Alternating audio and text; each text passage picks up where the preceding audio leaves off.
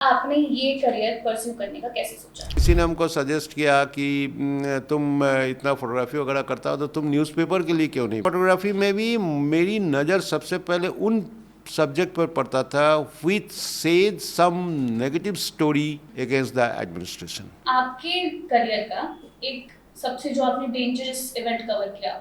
Covering lifestyle of Naxal cadres.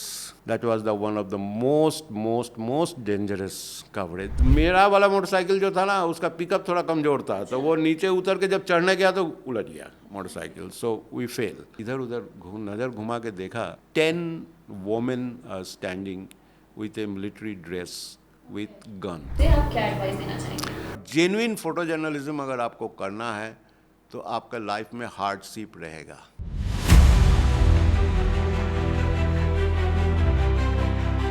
नमस्ते, स्वागत है आप सभी का on today's episode of LPU अड्डा।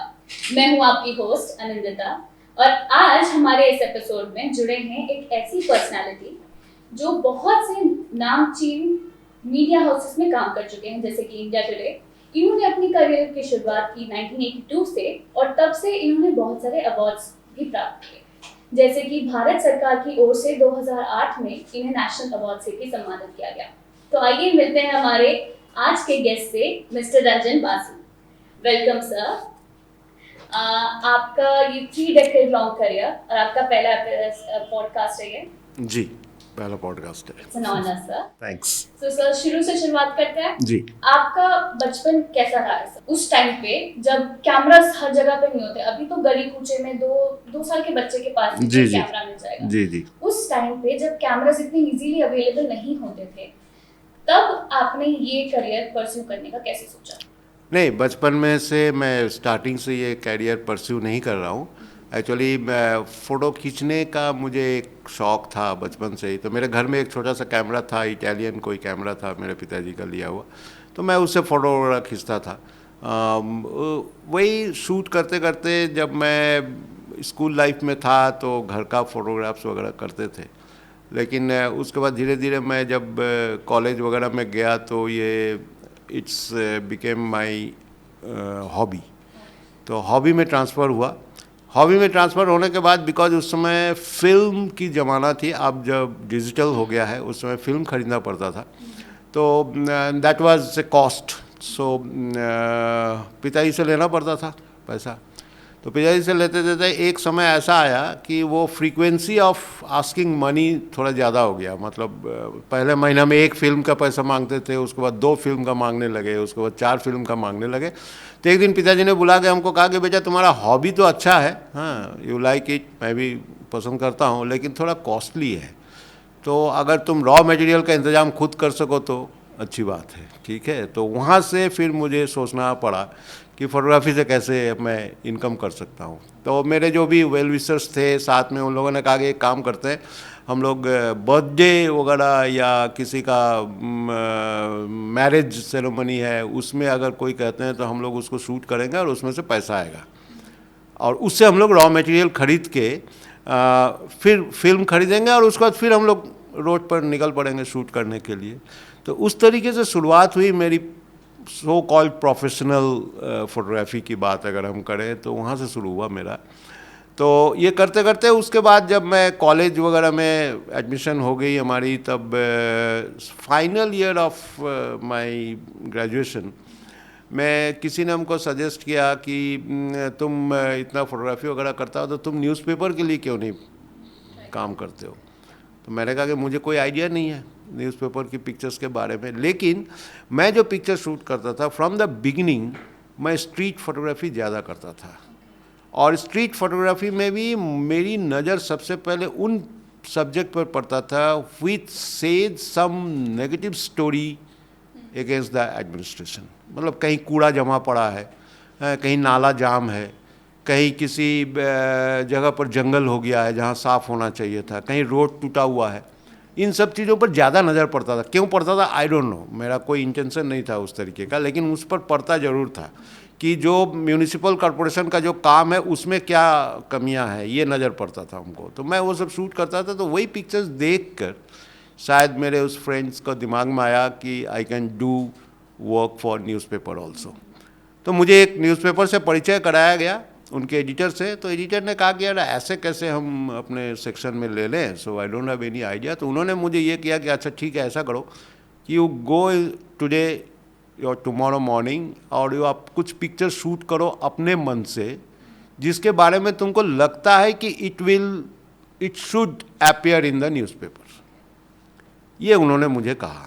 तो हम कहा ठीक है। मैं निकला, मेरे पास कैमरा ढंग का उस समय नहीं था, तो मेरे फ्रेंड का एक स्टूडियो था, उसने मुझे कैमरा दिया, बोला कि जाओ तुम शूट करो। उसी ने फिल्म भी दी है हमको, शूट करो और लौट के आना, मैं डेवलप कर दूंगा, प्रिंट बना दूंगा। ठीक है। सो मैं दिन भर शूट वगैरह किया और शाम को 5-6 बजे प्रिंट बना के मैं उनके पास ले गया।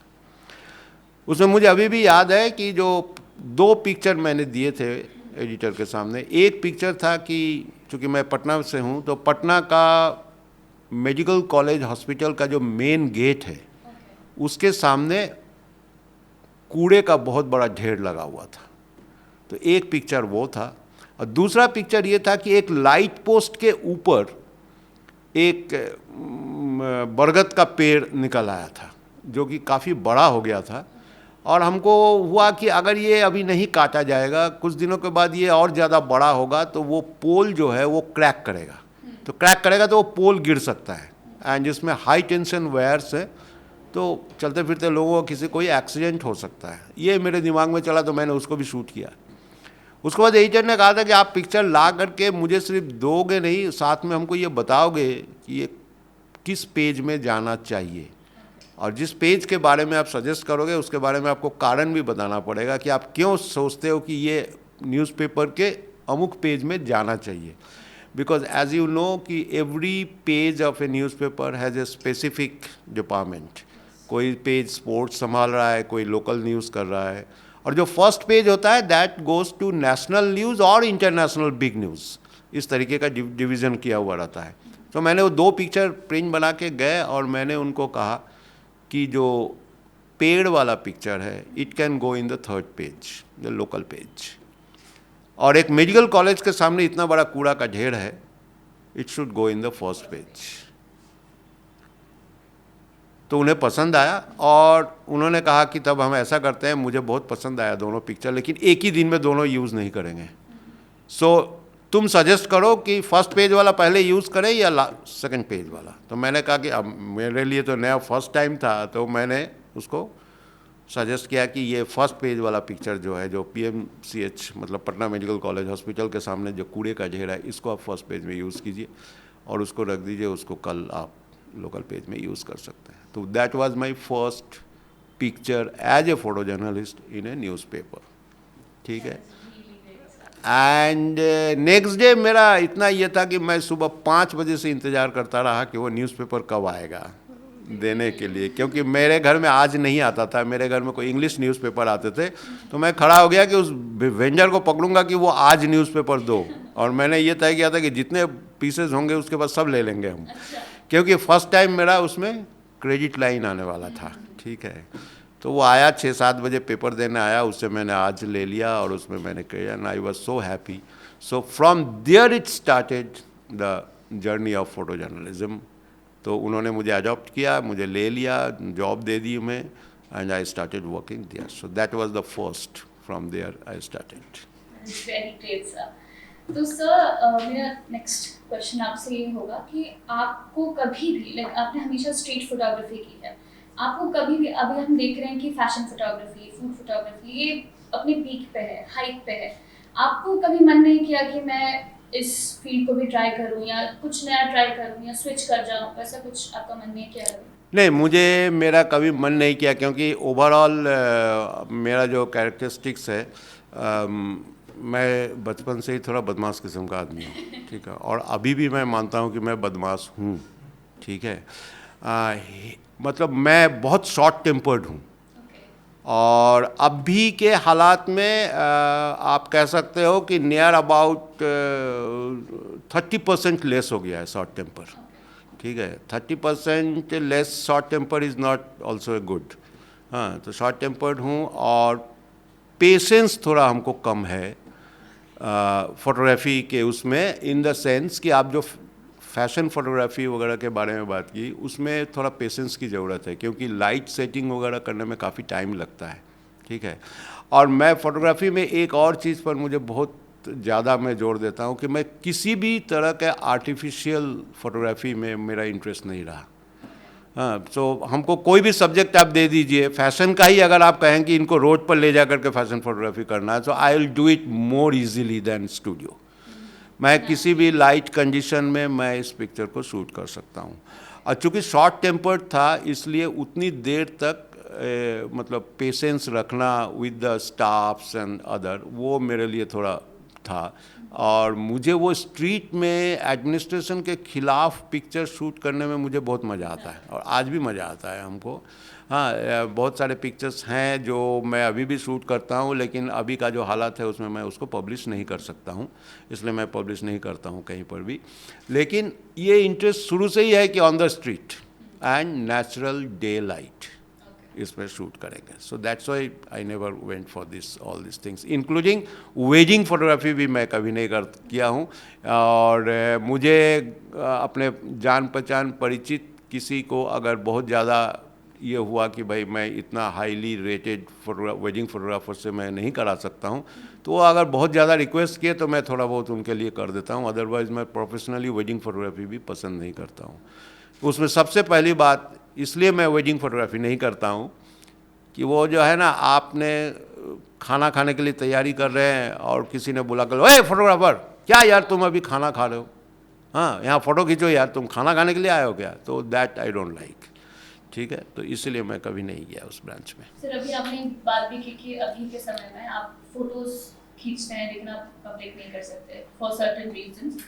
तो ऐसा आपके पूरे करियर में ऐसा कोई आपने फोटो खींचा हो या खींचने से पहले आप कन्फ्लिक्टेड फील कर रहे हो कि मैं खींचूं या ना खींचूं because of the sensitive nature of the event, कोई ऐसा किस्सा? नहीं, मैं खींचते समय कभी भी मैं कॉन्फ्लिक्ट मेरा नहीं हुआ। पिक्चर मैंने खींचा, अगर मुझे नज़र आया तो मैंने शूट किया। पब्लिश नहीं करना वो मैं बाद में तय किया, लेकिन ज्यों ही मुझे पिक्चर दिखा ये खींचना चाहिए नहीं खींचना चाहिए इस पर मैं विचार नहीं करता हूँ। मैं खींचता ज़रूर हूँ उसको, भले ही मैं उसको पब्लिश करूँ या ना करूँ, अकॉर्डिंग टू द सिचुएशन, ठीक है। तो इसलिए मैं तो पिक्चर छोड़ता नहीं हूँ। कोई भी पिक्चर अगर मुझे दिख जाए तो मैं उसको छोड़ता नहीं हूँ। सर आपसे बात करके ना इतना पता चल गया कि you're a great storyteller. So मेरा नेक्स्ट क्वेश्चन आपसे ये होगा कि आपके करियर का एक सबसे जो आपने डेंजरस इवेंट कवर किया वो क्या होगा? सबसे डेंजरस कवर जो है मेरे ज़िंदगी का, and I am 100% satisfied by doing it and I was very happy to do it, that was covering lifestyle of Naxal cadres. That was the one of the most dangerous coverage, क्योंकि नक्सल्स के बारे में आप लोगों को पता ही है। Government of India says that they are terrorist, but personally I think they are not terrorist because they are all Indians, they are all tribals from the interior villages, and maybe there is some issues. I think that can be solved by talk. It can be, ठीक है। So that was my most dangerous coverage in my life. उसमें मेरे parents ने हमको ये भी कहे थे, खासकर मेरी मदर, कि इसको कवर करना है, ठीक है, अच्छी बात है, आई am not going on that subject, but आपको ही क्यों जाना है, और भी तो लोग होंगे फ़ोटो सेक्शंस में, दूसरे फोटोग्राफर्स भी तो होंगे। Because at that time I was heading a photo department of Sunday Indian magazine, जो संडे इंडियन मैगज़ीन बेसिकली करीब 14 भाषाओं में निकलता था दिल्ली से, and I was the photo editor of that magazine. और मेरे अंडर में करीब 8-9 फोटोग्राफर्स थे in Delhi plus out of Delhi also. So total near about 30 photographers were working, जिसका मैं हेड ऑफ द डिपार्टमेंट था। तो मैंने फिर मेरी मम्मी को ये कहा कि आप जो बात कह रहे हो एकदम सही कह रहे हो, लेकिन मैं जिसको भेजूँगा उनकी भी तो माँ है, उनके माँ भी तो ये सोच सकते हैं कि हेड ऑफ द डिपार्टमेंट खुद नहीं गया इतना डेंजरस जगह पे और मेरे लड़के को भेज दिया। So that's not good. इसलिए मैंने किसी को ऑफ़र भी नहीं किया, मैं खुद ही बोला कि मैं खुद ही जाऊँगा। लेकिन इसमें एक और बात भी ये हुई कि जिस मैगज़ीन के लिए मैं कवरेज करने जा रहा था, उस मैगज़ीन ने ये कहा कि इट्स ए ग्रेट स्टोरी, मेरा मैगजीन्स का बहुत बड़ा नाम होगा, सर्कुलेशन भी बढ़ेगा, बिकॉज लेकिन officially I am not asking you to go. Responsibility नहीं होगी, आप अपने रिस्क पर जाओगे, अपने रिस्क पर वापस आओगे। We would like to cover it, लेकिन officially I am not giving you permission. ठीक है, तो उसमें मैं गया एंड इट वाज, मेरे लिए जब मैं वहाँ पहुँचा तो इट वाज नॉट डेंजरस, मैं कोई डेंजर फील नहीं किया, because I was there by their invitation. मुझे हालांकि इस इनविटेशन को पास ऑन करने में 1 साल लगा था पूरा, क्योंकि आप नक्सल लोगों का कवर करने जाएंगे तो किससे बात करेंगे, वो आपके सामने आके तो बात करेंगे नहीं। So I got a point man in Delhi, जो मेरा स्कूल फ्रेंड था, और मेरा आइडिया था कि ये CPI ML वगैरह करता है, तो उनसे मैंने पहला ऑफ़र रखा था कि यार मुझे ऐसा ऐसा करने का मन कर रहा है। तो ही सच पागल है क्या आओ तुम मैं हमसे क्यों बात कर रहे हो, हमारा कोई कनेक्शन नहीं है, जबकि मुझे पता था कि कुछ ना कुछ कनेक्शन इसका है। ठीक है, बट ही डिनाइड फर्स्ट। उसके बाद 1 महीना के बाद फिर किसी दिन मुलाकात हुई एक डेमोन्स्ट्रेशन में, तो उसमें फिर मैंने उसको कहा, तो जब बातचीत होती रही, लेकिन कुछ पॉजिटिव नहीं था मेरे पास। ठीक है, उसके बाद उसने किसी तरीके से कुछ किया होगा, तो suddenly a day after near about 1 year call आया कि आपका वहाँ जाने का जो प्रोग्राम है वो फिक्स हो गया है, यू कैन गो, आप अपना सिर्फ डेट बताना है आपको कि कब जाना है। तो मेरे साथ एक रिपोर्टर भी थे, तो हम लोगों ने उनको बताया एंड तय हुआ कि हम लोग रायपुर में जाके किसी होटल में रहेंगे एंड दे विल पिकअप, हमको वो पिकअप करेंगे उनके लड़के। And that is an interesting story of picking up also. उन्होंने हमसे कहा कि आप होटल में जाएंगे और रायपुर में उतर के जो लेटेस्ट आउटलुक मैगज़ीन मार्केट में है वो लेंगे आप एक, और जिस होटल में आप ठहरे हैं वो होटल अभी से हम लोगों को बता दीजिए कि किस होटल में आप ठहरे हैं। बता दिया गया, हम लोगों ने वहाँ उतर के आउटलुक मैगज़ीन भी खरीद लिया। उसके बाद दोपहर को करीब 1:30-2 बजे फ़ोन कॉल आया उनके तरफ से कि आप लोग अपने होटल से निकल के लेफ़्ट हैंड साइड के 2 बिल्डिंग छोड़ के 3rd बिल्डिंग के सामने आप खड़े रहेंगे, ये आउटलुक मैगज़ीन का जो कवर है वो रोड की तरफ करके आप खड़े रहेंगे हाथ में, लेकिन इस तरीके से पकड़ेंगे कि लोगों को ही ना पता लगे कि आप किसी को दिखलाने का कोशिश कर रहे हैं। आप कैजुअली जैसे लोग मैगज़ीन पकड़ के चलते हैं रोड पर, वैसे ही लेके आप खड़े रहेंगे एज ए सिग्नल। ठीक है, कि दिस इज़ द मैन। तो हम लोग खड़े रहे, कुछ देर के बाद हम लोगों ने देखा कि 2 बंदा उधर से क्रॉस करता हुआ चला गया, और उसने ये भी कहा था कि जो बंदा आपको लेने आएगा उसके हाथ में भी आउटलुक मैगज़ीन होगा। ठीक है, नहीं तो मैं कैसे पहचानूंगा, कोई आदमी आके अगर हमको बोले कि चलिए सर, तो मैं किसके साथ जाऊंगा, तो कैसे पहचानूंगा। तो वही हुआ है। कुछ देर के बाद रोड जिधर हम लोग खड़े थे उसके ऑपोजिट के तरफ 2 लड़का आया, एक बार गया, फिर दोबारा गया, फिर तिबारा गया, और वो इस तरीके से मूव कर रहा था जिससे उसके हाथ में मैगज़ीन वी कैन सी। ठीक है, तो हम लोगों को पता लग गया कि यही बंदा है। वो कुछ देर के बाद उसमें से एक लड़का गायब हो गया, दूसरा लड़का आया और आकर के रुका नहीं, क्रॉस करते हुए बोला चलिए सर। हम लोग उसके पीछे पीछे चल दिए, ब्लाइंड, कहाँ जा रहे हैं, क्या जा रहे हैं, कौन है, नथिंग, चल दिए। और वो उस जिस बिल्डिंग के सामने हम लोग खड़े थे उस बिल्डिंग के पीछे से जा करके एक बोलेरो गाड़ी खड़ी थी वहाँ, कहा कि सर बैठिए इस पर। जब हम लोग बैठने लगे तब हम लोग रियलाइज़ किए कि we are standing in front of a police station. अब देखिए उन लोगों का कैलकुलेशन देखिए, पुलिस अगर कहीं पर रेड करेगी तो वो अपने मकान में, अपने बिल्डिंग में थोड़ी रेड करेगा, इसलिए उन्होंने अपना गाड़ी भी वहीं लगा रखा था। हाँ, तो हम लोगों ने उनके गाड़ी में बैठे और वो गाड़ी चल पड़ी। किधर जाना है नहीं जाना है वी डोंट नो एनीथिंग। एक लड़का उसमें बैठा दिया गया, एक ड्राइवर था, and by chance that driver was also Bengali. ठीक है, वो बंगला में बात कर रहा था हम लोगों से। चल दिए हम लोग, नथिंग नोइंग। उसके बाद जाते जाते एक समय शाम होने लगा तो एक जगह रुक करके उन लोगों ने कहा कि सर कुछ चाय पानी कर लेते हैं। तो हम कहा जी कर लेते हैं। गाड़ी रुकी, हम लोग जिस ढाबे में घुसे, हम लोग घुसते समय उनको देखा, उसके बाद पता नहीं कहाँ गया, ठीक है, उस ढाबे में भी नहीं दिखा हम लोगों को। हम लोग अपना जो भी खाना पीना करना था वो सब कर कुड़ा के गाड़ी में फिर बैठ गए। उसके बाद वो लोग पता नहीं कहाँ था, वहाँ से घूम के आकर के फिर बैठा, एक लड़का बैठा और ड्राइवर, चल दिए हम लोग। उसके बाद अंधेरा हो गया। रात को 9 बजे एक जगह उन्होंने कहा कि सर हम लोग अभी खाना वाना खा लेंगे यहीं। रात को 9 बजे हम लोग एक जंगल के पास एक छोटा सा ढाबा था, वहाँ जाके खाना वाना खाए। उसके बाद हम लोग चल दिए और एक जगह पर जा कर के वो गाड़ी मेन रोड छोड़ के जंगल की तरफ घुस गया, जो कि प्रॉपर रोड नहीं था। उस रोड में घुस गया गाड़ी और एक जगह जा कर के गाड़ी अपना हेडलाइट वगैरह ऑफ करके हम लोगों को बोला सर उतर जाइए। कुछ नहीं पता कहाँ क्या जंगल, कुछ नहीं, मतलब जंगल मतलब सीरियस जंगल, कुछ दिख नहीं रहा है, नथिंग। हम लोग उतर गए गाड़ी से, क्या करना है। गाड़ी से उतरने के बाद उन लोगों ने कहा कि सर मैं जा रहा हूँ। तो कहा जी जंगल में उतार के तुम कहाँ जा रहे हो यार? तो बोला नहीं सर मुझे इतना ही दूर तक का परमिशन है आने का, तो मैं जा रहा हूँ, आप लोग यहीं रुकिए, आप लोगों को लेने के लिए लोग आएंगे।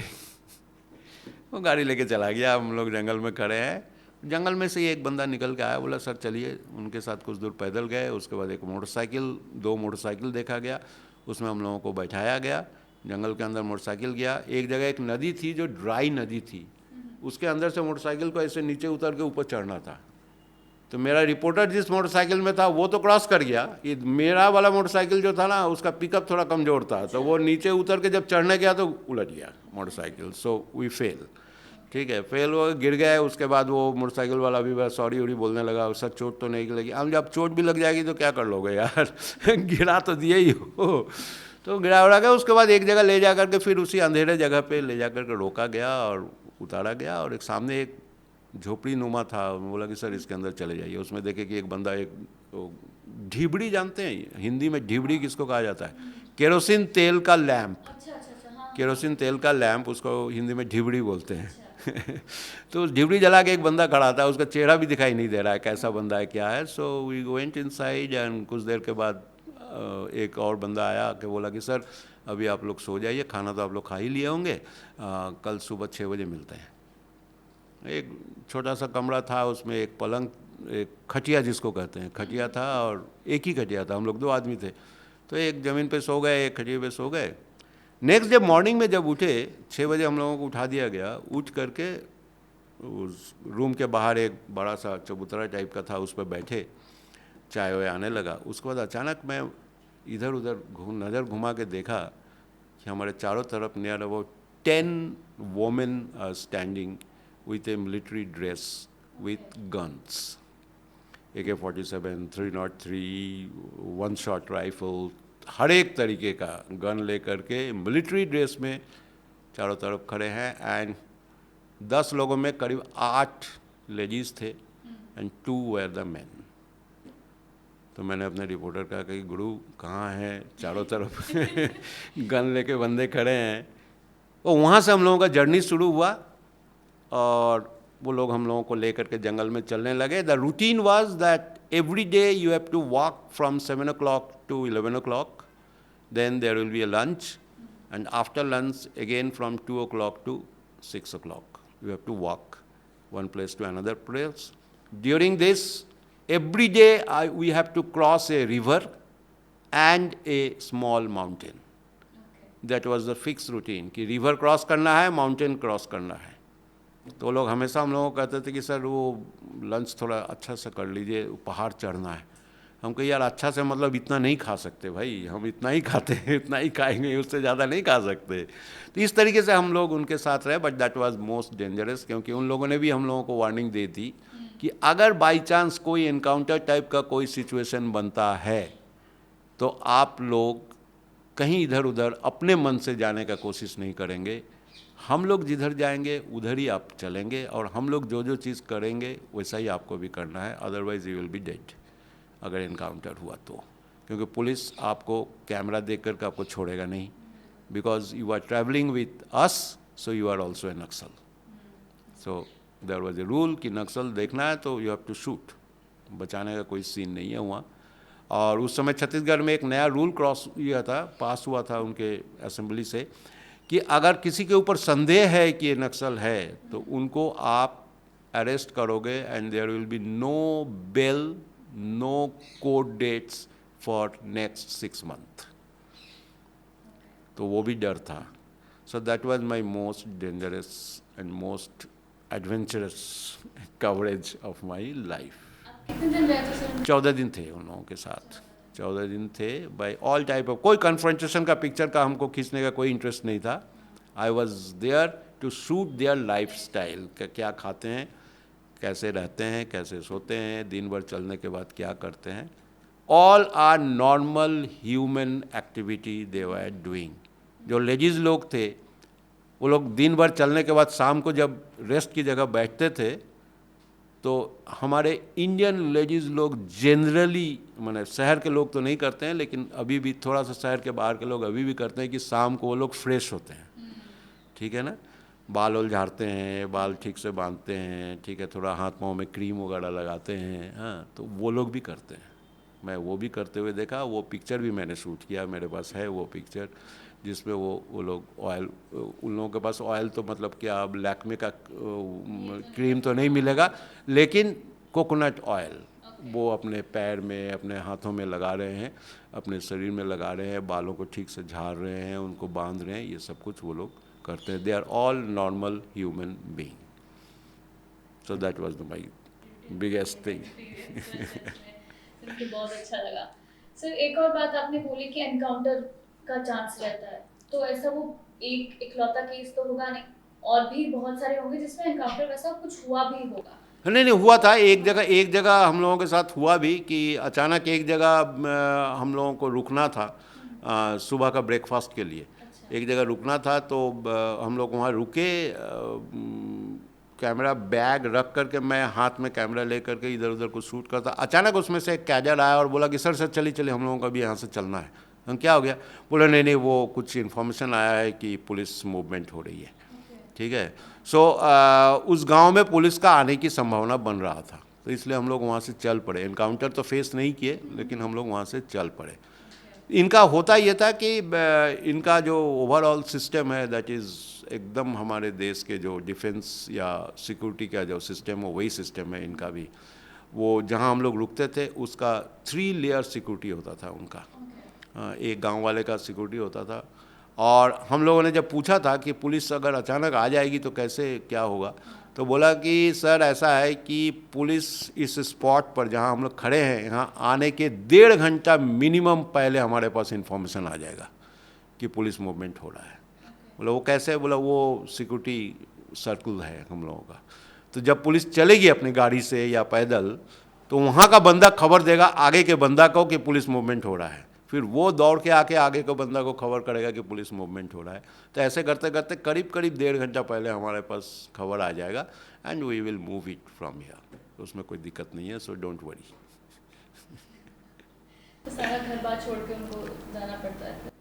हाँ, वो लोग तो मतलब अब वहाँ मेरे साथ भी यही हुआ। पहला 2 दिन मेरा मोबाइल फ़ोन काम कर रहा था, उसके बाद से काम करना बंद। वो भी इंटरेस्टिंग स्टोरी है कि काम करना बंद 7 दिन हो गया था, 8 दिन हो गया था, तो नेटवर्क नहीं है, कुछ भी नहीं है। तो मैंने उनसे कहा कि यार 7-8 दिन हो गया आप लोगों के साथ हैं, तो थोड़ा सा अब घर में खबर देना ज़रूरी है। बोला हाँ सर इसमें दिक्कत क्या, हो जाएगा खबर। हमको चलो कहाँ से करना है, बोला नहीं सर आप नहीं जा सकते, आप नंबर दे दीजिए, जो फ़ोन उठाएगा उसका नाम दे दीजिए, मैं उनको इन्फॉर्म कर दूंगा कि एवरीथिंग इज़ ओके। उन्होंने फ़ोन किया, मैं जब लौट के आया तब माय वाइफ टोल्ड मी कि उन्होंने फ़ोन किया, मैंने उठाया, उन्होंने इतना ही कहा कि madam everything is fine, Ranjan Basu is fine, not to worry, यहाँ से जाने में और 6-7 दिन लग जाएंगे, सो प्लीज़ डोंट वरी, खट। बस बोला, दूसरा मुझे सवाल ही करने का मौका नहीं दिया। भाई इतना ही बोल करके उसने फ़ोन काट दिया, लेकिन इन्फॉर्मेशन दिया। लौट के आके हम लोगों को पता सर आपके घर पे बात हो गई है, सो डोंट वरी। ऐसे तो और भी बहुत एनकाउंटर हुए होंगे जो एनकाउंटर्स के, नक्सल्स के अलावा मैं जनरली जो एडमिनिस्ट्रेशन के साथ जो लाठीचार्ज वगैरह होता है ये सब मैंने कवर किए हैं, और मैं मार भी खाया हूँ पुलिस के हाथों 2-4 बार। तो but those are all part of photo journalism. अगर आप फोटो जर्नलिज्म में हो और हार्ड न्यूज़ कवरेज कर रहे हो तो you have to face all this things. तो सर आप हमारे जो दर्शक हैं, हमारे जो एस्पायरिंग फोटो जर्नलिस्ट हैं, उनको अपने एक्सपीरियंस से आप क्या एडवाइस देना चाहेंगे? तो एडवाइस ये है कि देखिए, किसी भी आदमी को ज़ोर ज़बरदस्ती फ़ोटो जर्नलिस्ट नहीं बनाया जा सकता है। अगर आपका इच्छा है तो आप कर सकते हैं, और जेन्युइन फ़ोटो जर्नलिज्म अगर आपको करना है तो आपका लाइफ में हार्डशिप रहेगा, हार्डशिप इन एवरी एंगल। बढ़िया कपड़ा पहनने का मौका कम मिलेगा, ठीक है। खाने का टाइमिंग का कोई फिक्स नहीं रहेगा, रात को किस जगह पे जाएंगे और कहाँ पर सोने का क्या मिलेगा, पलंग मिलेगा कि ज़मीन मिलेगा कि क्या मिलेगा, you don't have any idea.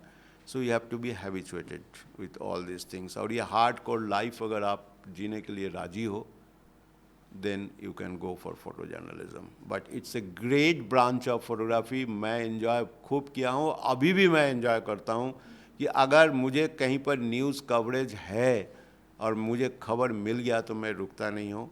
And another thing, there is no time schedule for photo journalist. It is 24/365 days का जॉब है आपका। अगर आप जेन्युइनली काम करोगे तो आप ये कभी ना नहीं कर सकते हो कि मेरा 5 बजे ड्यूटी ऑफ हो जाता है, so I will not do it. You have to do it because there is no excuse for not covering. Sir, इतना एडवेंचरस करियर आपका रहा है, इतने छोटे से पॉडकास्ट में तो समा नहीं पाया, लेकिन हमें जितना भी जानने को मिला उसके लिए बहुत बहुत thank you. Thank you, thank you. Hope जितना इंस्पायरिंग और इंसाइटफुल ये एपिसोड मेरे लिए रहा, उतना आप लोग के लिए भी रहेगा। थैंक यू सर हमारे साथ जुड़ने के लिए। This was your host Anindita on LPU अड्डा, साइनिंग ऑफ।